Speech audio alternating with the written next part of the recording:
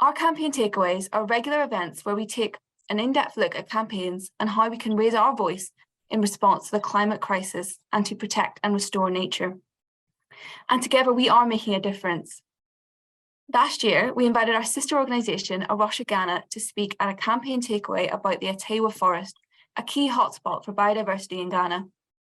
During COP26, when 130 governments, including Ghana, signed a promise to end deforestation by 2030, we responded quickly, and while Christian members joined a Twitter campaign asking the Ghanaian government to protect the Atewa Forest in Ghana as part of following through on this commitment to end deforestation. This action added international pressure to the President of Ghana to protect the Atewa Forest during and after COP26. And this is just one example of the campaigns we've been focusing on as a community this year.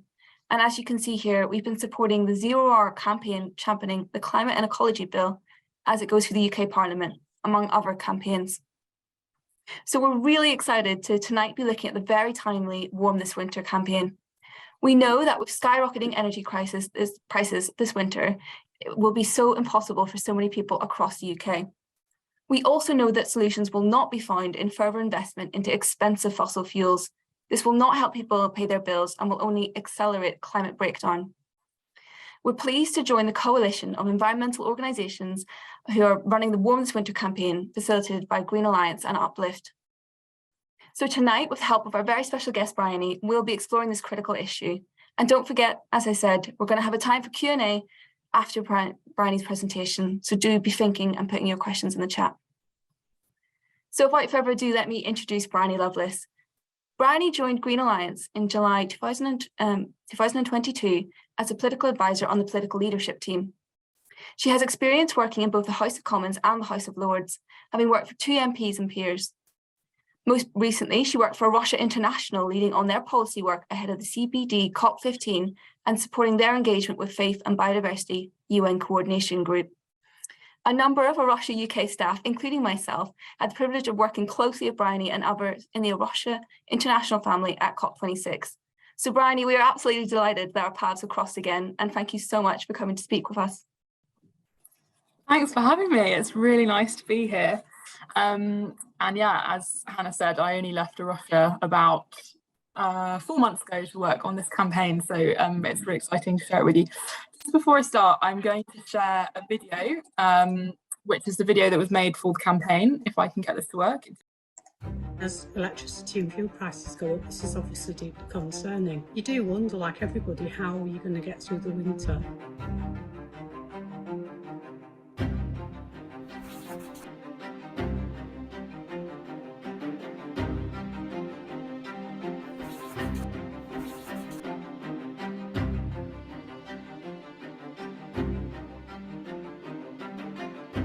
I worry more about my children.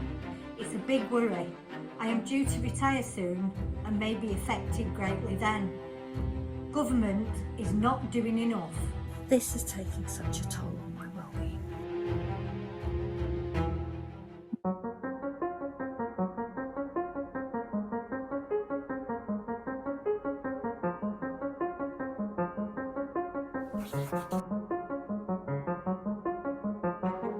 If we could provide that electricity from the wind turbine to the east of the town, that provides us with cheaper, lower carbon electricity, means we can deliver heat cheaper than people's existing oil bills.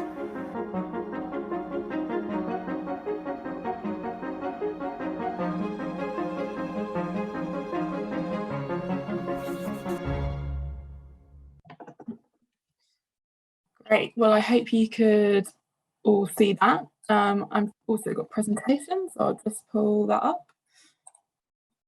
Let me share my screen again.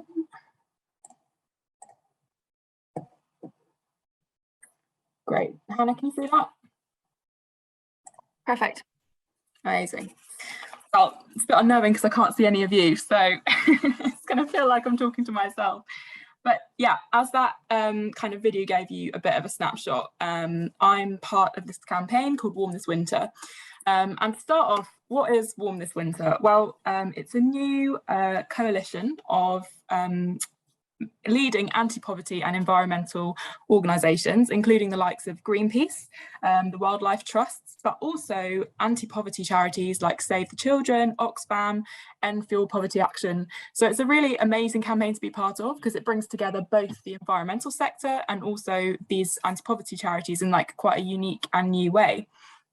Warm This Winter was formed as a response to the cost of living crisis and the energy crisis, and we're calling on the UK government to provide more emergency financial support for people this winter, funding to help people with their bills, but particularly with better insulation, and to rapidly move the country away from expensive gas and onto cheaper renewable energy. So why now? Why this campaign? Well, I probably don't need to remind you that energy prices have been soaring, and it's meant that millions of people are struggling to pay their bills. And worryingly, gas prices are predicted to stay high for at least 3 years, which means that today's sky-high energy bills are not a one-off and could go far into the future. The government obviously recently announced a £2,500 support for people, for the average household, a cap on people's bills this winter. But that still leaves some 6.7 million people who will be put into fuel poverty this winter. In particular, this is affecting the most vulnerable. So Age UK have recently stated that 2.8 million older households will be living in fuel poverty this winter.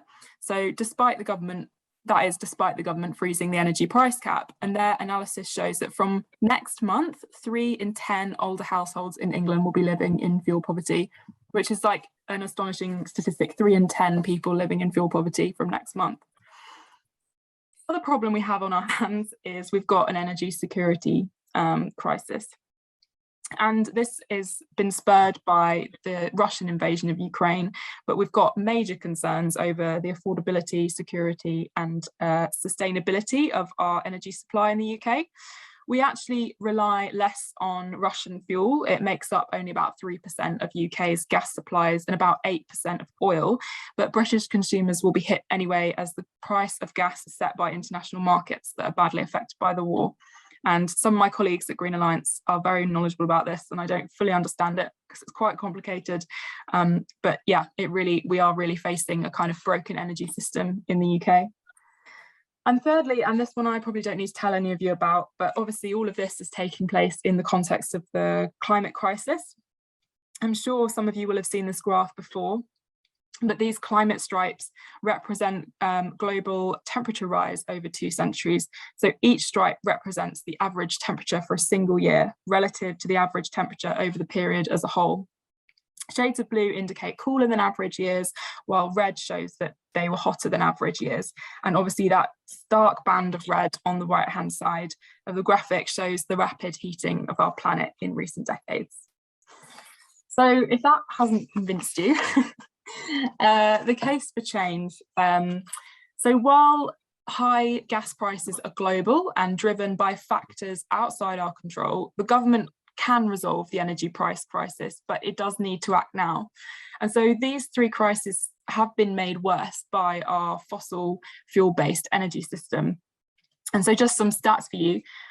Gas prices are behind around 96% of the increase in energy bills. Renewables are now 9 times cheaper than gas, 9 times.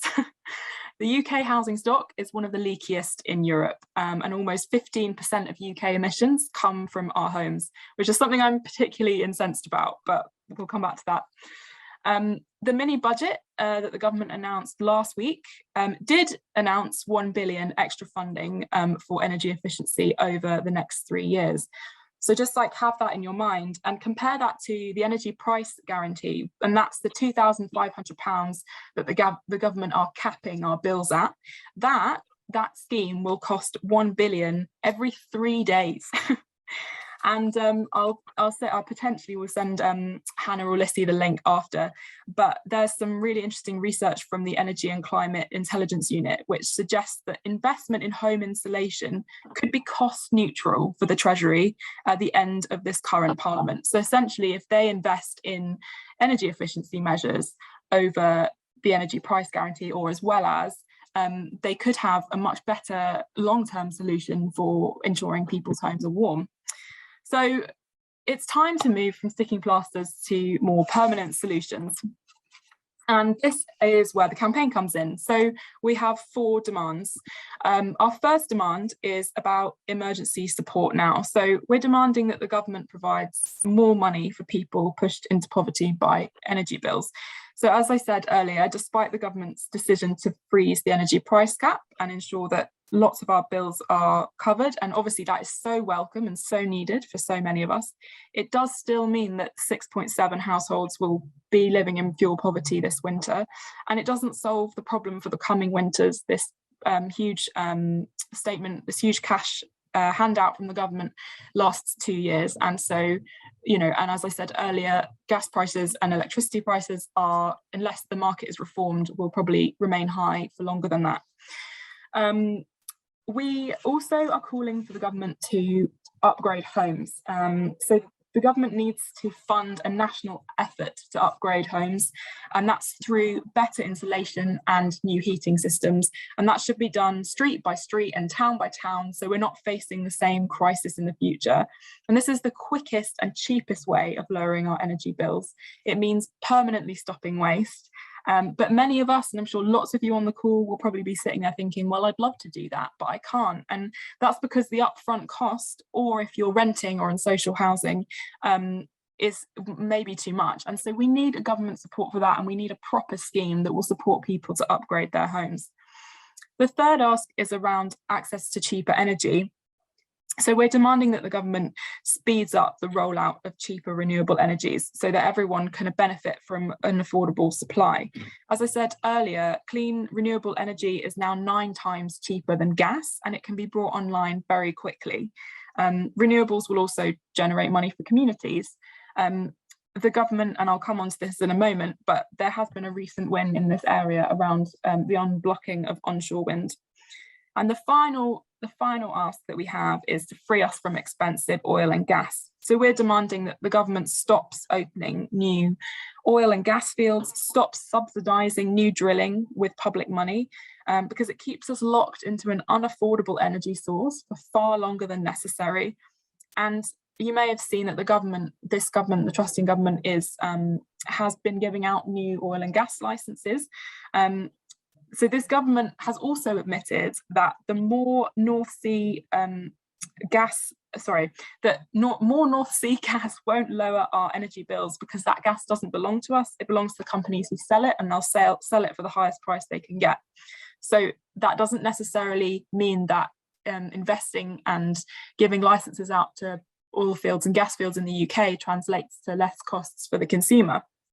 So the government needs to free us by stopping drilling in new drilling and putting in efforts into a cleaner energy supply. So this is the kind of more technical bit, and I'll try to sort of not spend too long on this, because it can get quite technical, and I work with a lot of people who spend a lot of time looking at like the very particular wording on things. But the kind of background to some of these details, like some of these asks, so what are we actually asking for? Well, the emergency support, as I said earlier, although the government has provided an enormous package already, we do need more targeted support for the hardest hit. But also one idea that has been kind of a policy idea that has been shared has been around the commitment of a new social tariff for next winter, which would be through an amendment to the energy bill or a forthcoming bill. And that social tariff would basically mean that people who can't afford it would have their energy price capped already at 2,500 or less. So they wouldn't be having to worry about whether they could meet their energy bills, because it would be capped. And then on the help to upgrade homes, we're asking the government to invest 3.6 billion in home insulation measures this Parliament, starting with those hardest hit by the crisis. And just to give you some context, many more billions are needed to get home insulation rolled out across the UK, but the supply chain is not ready for that yet. Fundamentally, there just aren't enough people to put double glazing in or roll out loft insulation. So the government needs to, if they want to do this and to meet their targets by 2030, they need to seriously consider making sure that the market can meet the need as people's homes become better insulated. And then there's also some more technical details about legislating some of these targets and putting them into law, but I won't go into that. in detail. And then on the clean, cheap energy, we want to see triple wind and solar by 2030, located in harmony with nature, and also for zero power sector carbon targets to be legislated in law. And there's a little tick next to that last one, which is removing planning blocks on onshore wind, because that did happen. It was one of the best things that came out of the mini budget, was that the government did unblock planning to onshore wind, which has previously been difficult, and some of my colleagues in various other NGOs have spent many years campaigning for that. And then, as I said earlier, stop subsidising new drilling with public money, but also to stop opening new oil and gas fields, including new licensing rounds. So the successes so far, obviously, as I mentioned just now, the Councillor has lifted the block on onshore wind projects, which is one of the major wins from the campaign, but also one of the main things that came out of the mini budget. The government have also said that they will be investing 1 billion over the next 3 years in energy efficiency, which is not anywhere near the 3.6 billion that we want to see, but at least it is an admission by this government that they do see energy efficiency as important. However, there is still much more to be done. I had like a depressing 5 minutes where I just Googled like recent headlines around what this government have been doing in terms of their energy policies, and yeah, just feeling a little bit deflated.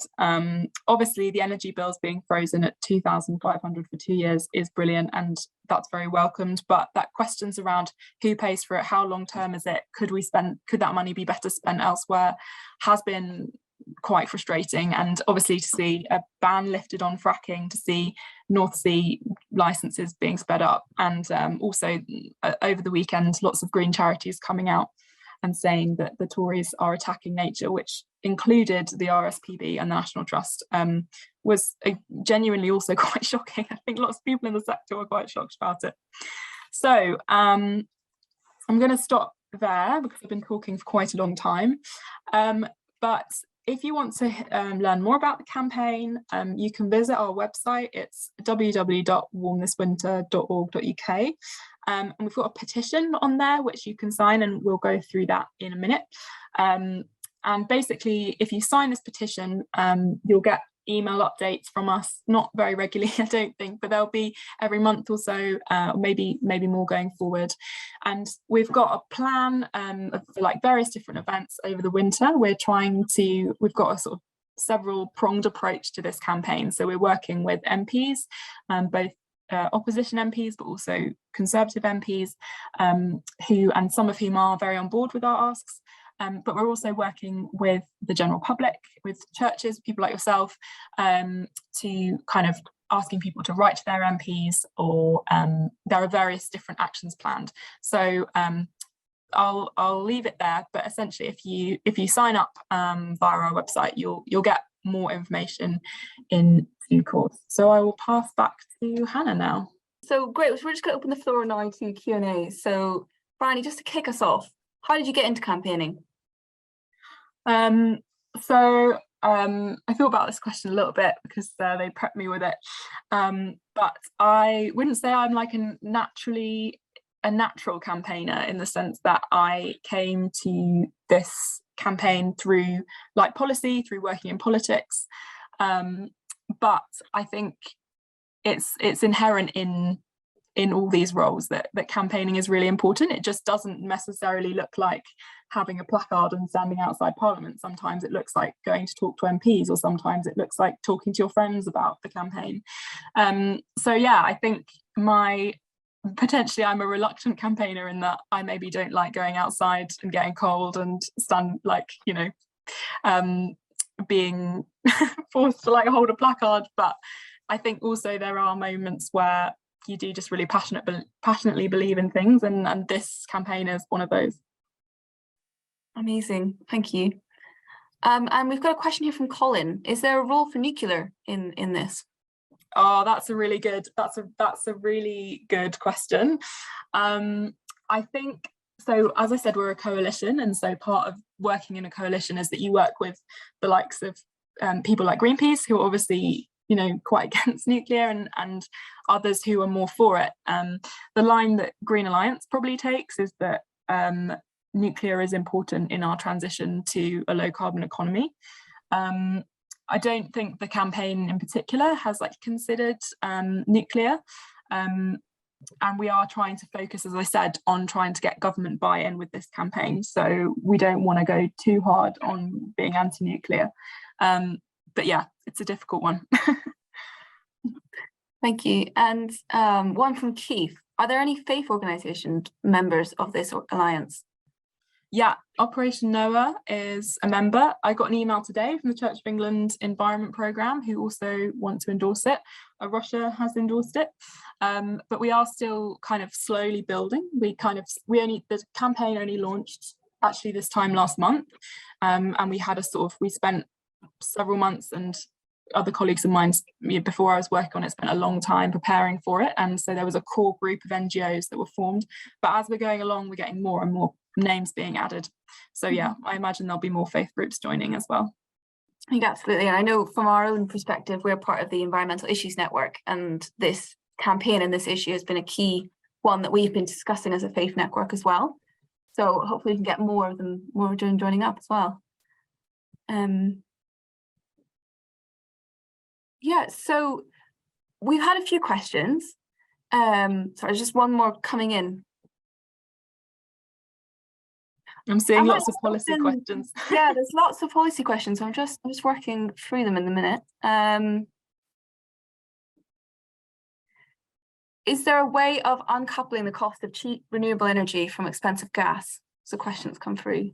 Yeah, there absolutely is. I don't know the details of how this works, but Green Alliance have a policy team who work on this exact issue, and it absolutely is possible. And the fact that it hasn't happened yet is probably a bit of a crime. I can't say I know off the top of my head how that would work, but I do know the government are doing a review of capacity markets at the moment called REMA, but I can try and find some more information about it.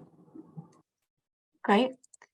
And one from Charles saying, I'm all for a lot more wind and solar, but how do we avoid using gas when it's dark and not windy enough?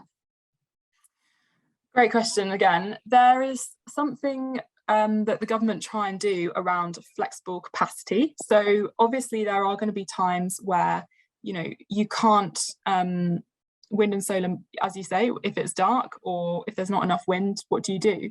And so that's where there's a mixture of technologies that are needed to support the electricity market. So nuclear is maybe one of those for the future, but also other kind of maybe like hydrogen or other forms of creating and generating electricity, and moving away from gas. Great, thanks. And one from Richard, what quick wins would assist in home insulation? So that's kind of generic things like double glazing, loft insulation, also heat pumps, which are a very expensive technology at the moment, but in the next few years will hopefully become more readily available to people. Heat pumps work with electricity, so they will be replacing gas boilers, but at the moment they're quite expensive to run because the price of electricity is quite high because it is set by the price of gas. But if the market was to be decoupled and as technology gets cheaper and as they can scale up heat pumps, there'll be a great way of heating people's homes that don't involve gas. I've got another one about engaging with our MPs. So do you have any advice on engaging with MPs? I know you worked for a couple of MPs in your days in the House of Commons. What's the best way to get to them? Is it speaking to them personally, writing to them, placards? What's the best way? Yeah, well, I suppose MPs are all about their constituents, because ultimately you're the ones who keep them in with a job. So I used to be a caseworker for an MP, which is someone who receives basically all the correspondence, emails and letters on behalf of the MP. And so constituents would write to the MP and I would look at them. And it's worth saying that there's some research that has been done on this by Hope for the Future and or an organisation adjacent to them. And basically, if more than 10 people write to their MP, that will get their attention, because that is what is coming at them from their constituents. So even if the rest of the constituency doesn't care about this issue. If 10 people write in, it's going to appear to that MP like quite a big problem or quite a big deal. And so I would encourage you to write to your MP, and if you can encourage your friends to in your local area to write to your MP about a particular problem or about a particular thing, you will get a response from them.